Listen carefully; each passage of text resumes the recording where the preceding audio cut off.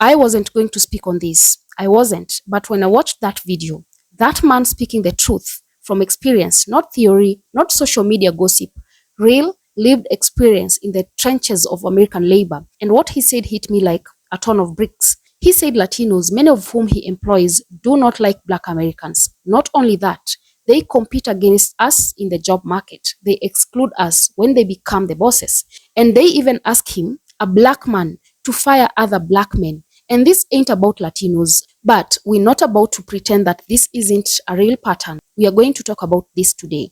These same folks turn around, hold up signs in the street asking Black Americans to stand beside them, to march, to protest, to cry out for justice when they get mistreated. But how many of them have stood up for us in our fight? How many of them are fighting for us at work, in the neighborhoods, or in political system? Let's have a real conversation about race, about labor, about respect, and about how some Latino communities treat Black people, especially at work. Together as a group in unity, we will be more successful, more powerful, more able to do the things that as individuals working by ourselves, we have never been able to do. 2, pool your resources physically as well as financially. Stop wanton criticism of everything that is Black owned and operated.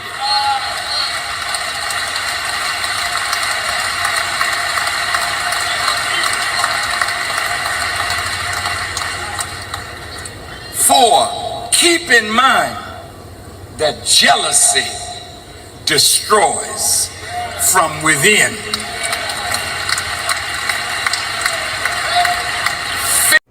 That's where I want to focus today. So while we have brothers who are unemployable because of whatever, they are on the street corner smoking crack cocaine or trying to sell some dope, or the ones who want to work, but these jobs are not given to them because it's gotten to a point where within the construction industry itself, some of the Latinos are in hiring positions.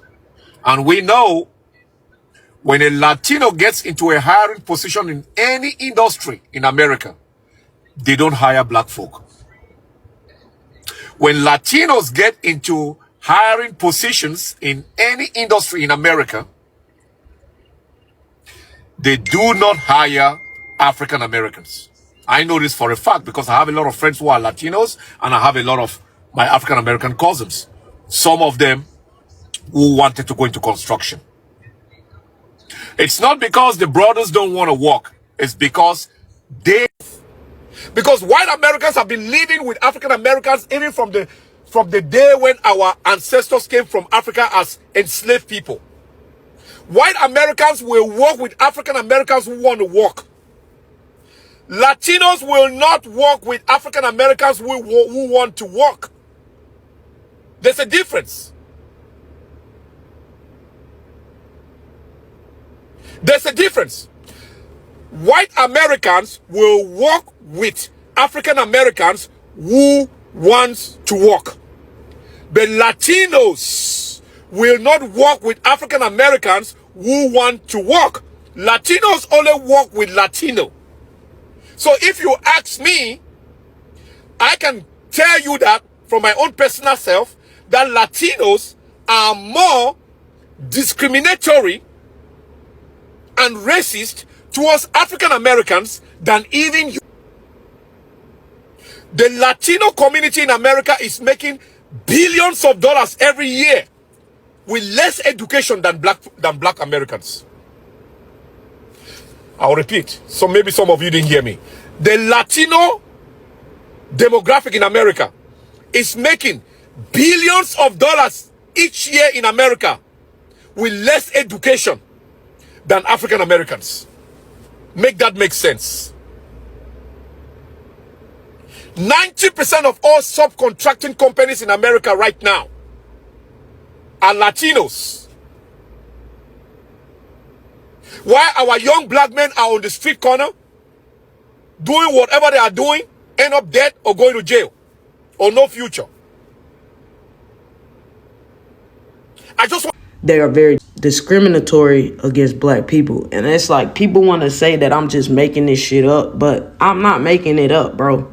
Let's start with the workplace, especially construction. That man said he's got Latino workers telling him straight up, get rid of the black guys. Now, imagine if the roles were reversed. Imagine a Latino man owns a roofing company and a black employee walks up and says, hey, can you fire all the Latinos? I don't like working with them. What would the headline say? See, that's the uncomfortable truth right here. Some of these workers come into this country, many of them undocumented, and they link up with each other fast. They share jobs, resources, opportunities, but only with each other. There is gatekeeping happening, and if you're black, you're often the first one pushed out. We even seen this in hospitality, in janitorial service, in factory work, and in construction. And let's not act like it's just about who works harder, because a lot of black folks show up, work twice as hard, and still get iced out. Why? Because there's a silent code being followed, a quiet solidarity, but it doesn't include us. And it's wild because when some of these folks get their foot in the door, they don't pull black people up with them. They don't say, let's diversify this crew. No, they say, let's fill this team with people who look like me, speak my language, and think like me. But here's the kicker. When it's time to fight immigration policy, when it's time to protest for labor rights or against ICE raids, or when some tragedy strikes, they want to turn around and say, hey, black people, come help us. Come march with us. Where is your solidarity? Solidarity has to be mutual, not one-sided. You can't close the door on us economically and socially and then open it only when you need help. And don't even get me started on the N-word. There are folks who will exclude us from jobs, avoid our neighborhoods, never date us, talk down on us, but will still turn around and try to use the N-word in music or slogan like they've earned it. Like proximity to blackness through culture gives them some sort of pass, even while they reject our humanity. You want the culture, but not the people. You want the rhythm, but not the blues. You want the cool, but not the struggle. That's exploitation, period. Here it is, an actual contractor who owns his company. And if he didn't own his company, the Latinos would probably be trying to get his ass up out of there too. So when y'all say that the Latinos not taking jobs and they not doing this and they not doing that, stop it. Stop the lies, bro. They are literally, they do that shit. They gatekeep. They gatekeep like a motherfucker. Like a motherfucker. So it's just like, bro, like, he even went as far as saying that they come to him like, hey, we're all immigrants, so, you know, fire the black Americans. Don't give them a job. I got some more immigrants that could come work for you for less. Like, what? What the fuck? That shit's crazy to me. Let's get to the root of this issue. This isn't just about work. It's about power, identity, and proximity to whiteness. See, in America's racial hierarchy, black people have always been placed at the bottom, and some communities, whether they are Latinos, Asian, or even from other parts of the world, come here and quickly learn that the easiest way to assimilate is to separate from us.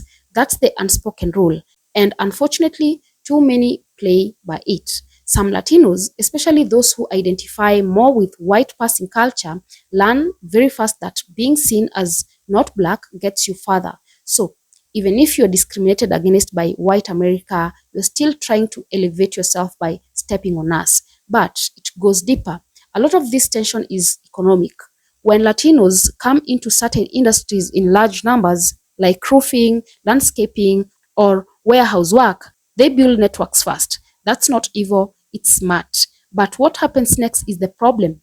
Exclusion becomes strategy. Suddenly, job sites become Spanish-only environments, even when English is the official working language. Suddenly, black workers are seen as outsiders in their own country. And when Latinos become the foremen, the subcontractors, the decision makers, they hire their own, they keep the cycle going. So let's ask the hard question. Is it racism? Is it xenophobia? Or is it survival? Maybe it's all three. But black people are not your enemy. We didn't build the system that oppressed you. We are not the ones locking you out of the country or making immigration laws. And yet you've been taught some of you, that competing against us is the way to get ahead. And here's the irony.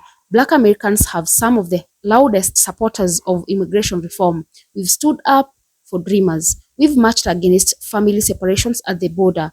We've donated to legal aid funds for undocumented families. But when it comes to hiring us, when it comes to standing with us, when it comes to defending our struggles, especially in the workplace, suddenly it's quiet. Let me be clear, this is not a video bashing Latinos. It's a call for accountability, a call for honesty, a call for reflection. If you are a Latino who truly believes in unity, in equity, then you should be outraged by how some of your people are treating Black folks in the workplace. You should be calling it out, challenging it, and not ignoring it. Because real allyship means standing with us when it's convenient, not just when it benefits your cause. To Black folks out here, especially the ones in blue-collar industries, I see you. I know the struggle. I know how it feels to be the only one on the job site. I know what it's like to be overworked, underpaid, and unwelcomed by people who smile in your face but don't want you around. You are not paranoid. You are not imagining things. This is real. And until we talk about it loud, it won't change. So, let this be a warning and a wake-up call. Stop blindly aligning with people just because they are not white. Start asking who actually stands with us, not just next to us when the cameras are rolling. And to my Latino brothers and sisters, check your circle. If you really believe Black Lives Matter, prove it. In hiring, in language, in respect, in your silence, or in your courage to speak up. We all want better lives. We all want freedom. We all want better lives. We all want freedom. But freedom that comes at the cost of another community's dignity is not justice. It's just colonialism in a new outfit. Anyway, guys, thank you for watching. Speak your truth on the comments. I'll be reading. And if you've lived through this, if you've seen it, or even been part of it, don't be afraid to tell your story. Also, remember to subscribe, like, and share as well. And until next time, bye-bye.